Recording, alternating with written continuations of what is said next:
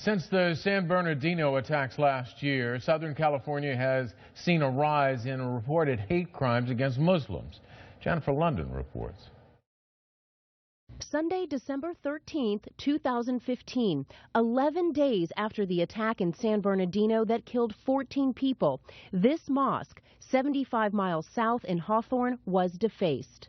It was right here. I believe it started from right here. Jesus is the way to maybe right here. We met Muhammad Awadallah outside the mosque just before Friday prayers. It just doesn't make any sense.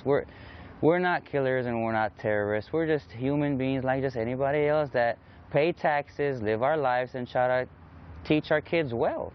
The same thing happened to another mosque in Hawthorne also on December 13th. But this time, in addition to the graffiti, someone left a plastic grenade. It is sad because, you know, we live here. We live in the United States of America, so you don't even know what's happening anymore. What's happening is a rise in hate crimes against Muslims in Southern California. In North Hollywood, the same day as the San Bernardino shootings, an Islamic organization received harassing phone calls. And one day after the attack back in Hawthorne, an Islamic school received a threat that everyone on the premises would be shot. There is the fear and hysteria that results from an attack that's nearby. Robin Toma is the executive director with the LA County Commission on Human Relations. After the Paris and San Bernardino and what it calls anti-Muslim statements by some high-profile figures. Islam hates us. Did you mean all 1.6 billion Muslims? I mean a lot of them. The commission launched a special research project. The findings were alarming. What we did is we looked at November and December of 2015 and compared it to the numbers we had for the previous November and December in 2014. In that time, 2014, we had 1 anti-Muslim hate crime. In this period, so far, we have 11 anti-Muslim hate crimes.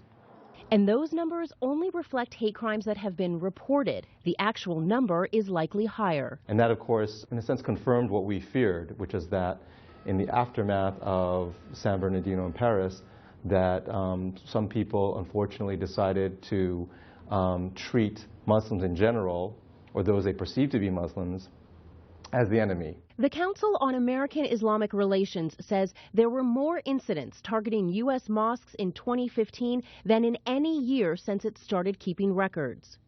The increase in hate crimes extends far beyond LA County. Here in the Coachella Valley near Palm Springs, this mosque was firebombed 9 days after the mass shooting in San Bernardino. And it's the second time this mosque has come under fire. In 2014, during early morning prayers, someone fired a number of shots at the mosque. The shooting was investigated as a hate crime, but the case remains unsolved. The number and frequency of attacks against Muslims are nowhere near the levels seen following 9/11. But many in the community say they are concerned. An anti-Islam backlash is brewing, and more hate crimes will follow. Imam Mark Manley, the religious director at the Middle Ground Muslim Center, encourages Muslims to stand up for themselves and not be victims. So you're going to have to, I think, stand up to this kind of thing. Obviously publicly denouncing it, taking legal action, you know, instead of other cheek, and you could just refuse to be intimidated, right? You have to have a spine, you have to maybe have a set of teeth. Overall, Muslims are going to have to really learn that they're going to have to assert themselves. Back in Hawthorne, uncertainty and fear aren't getting in the way of afternoon prayers amid increasing calls for tolerance and acceptance. We're not bad people. Muslims are peaceful people. We're very, very peaceful. I mean, we can invite you to our house where we pray, and you'll see from the little kid to the adult.